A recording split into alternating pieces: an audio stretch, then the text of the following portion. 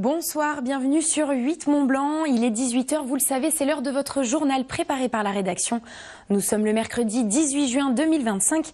Dans l'actualité ce soir, ce jeudi, le plateau des Glières célébrait les 85 ans de l'appel du général de Gaulle.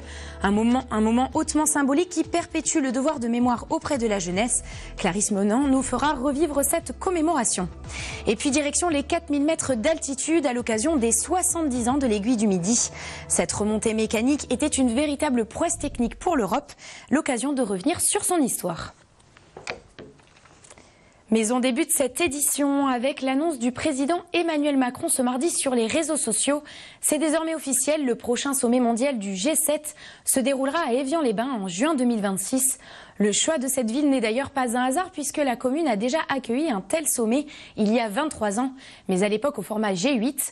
Ce sont donc sur les rives du Léman que se retrouveront l'année prochaine les 7 plus grandes puissances occidentales.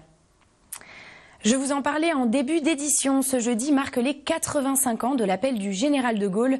Passé le 18 juin 1940 par ce fondateur de la résistance, cet appel refusait la défaite et incitait à poursuivre le combat contre l'Allemagne. Et alors que les témoins de cette guerre sont de moins en moins nombreux, le devoir de mémoire devient de nos jours indispensable, et notamment auprès de la jeunesse. Un défi relevé par les commémorations chaque année.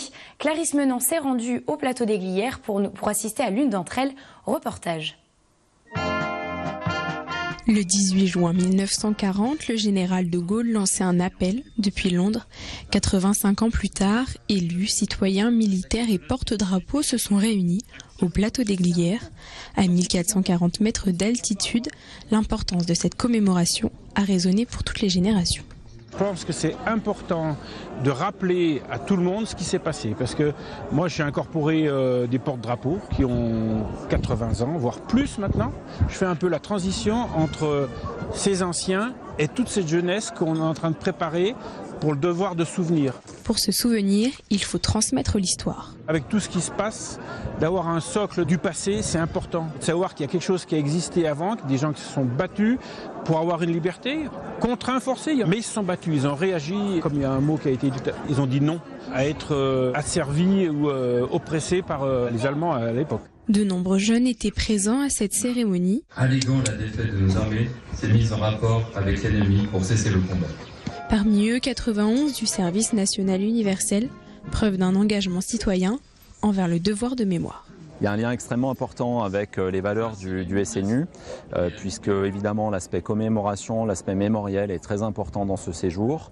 Ils vont participer à diverses activités et puis évidemment le plateau des Glières étant un lieu marqué par la mémoire pour le département de la Haute-Savoie. C'est important pour eux de pouvoir assister à ces cérémonies, venir dans ce lieu et puis prendre connaissance de ce qui s'est passé sur ce plateau. Les jeunes jouent un rôle majeur dans ce devoir de mémoire. Les sensibiliser, c'est s'assurer que le passé vive encore et que ceux qui se sont battus pour la France ne soient jamais oubliés.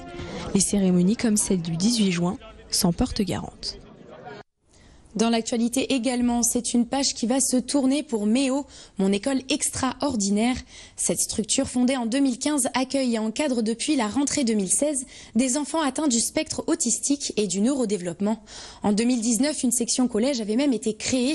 Mais voilà, au fil du temps, les subventions se sont fait de plus en plus rares. Et aujourd'hui, le constat est sans appel pour Félicie Petit, la fondatrice. MEO ne peut plus continuer dans sa forme actuelle et un changement de statut s'impose. Plus de précisions avec Sébastien Germain.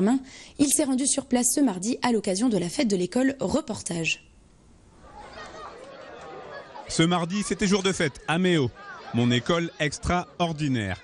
Mais cette année, ce rassemblement traditionnel qui réunit les parents et l'équipe pédagogique autour d'un spectacle animé par les enfants a un goût amer. Après presque 10 ans de bons et loyaux services, cet établissement, qui accueille des enfants atteints de troubles du neurodéveloppement et du spectre autistique, va changer de statut. À la rentrée prochaine, MEO deviendra une structure spécialisée de retour à l'école. Ce qui se passe est assez simple finalement. MEO était un projet innovant et c'est compliqué aujourd'hui en France de faire rentrer l'innovation dans un cadre, à moins d'élaguer, de couper les angles. C'est un peu la même image pour nos enfants extraordinaires. On leur demande d'être un rond quand on est un carré ou un carré quand on est un rond, comme on veut. C'est ce qui arrive aussi à notre structure. Donc nous avons fait le choix de faire machine arrière et de redevenir une structure entièrement hors contrat.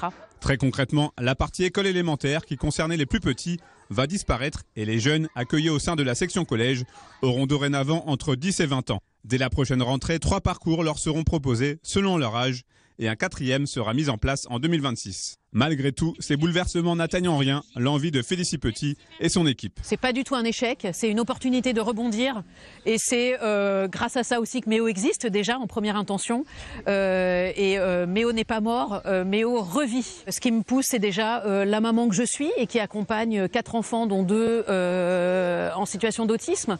Donc je sais pourquoi je me lève le matin, je sais que ces élèves peuvent être en réussite, qu'ils le méritent largement et qu'il faut travailler pour qu'ils puissent trouver leur place dans notre société. Ce mardi 17 juin a donc été la parfaite illustration de ce qu'est Méo.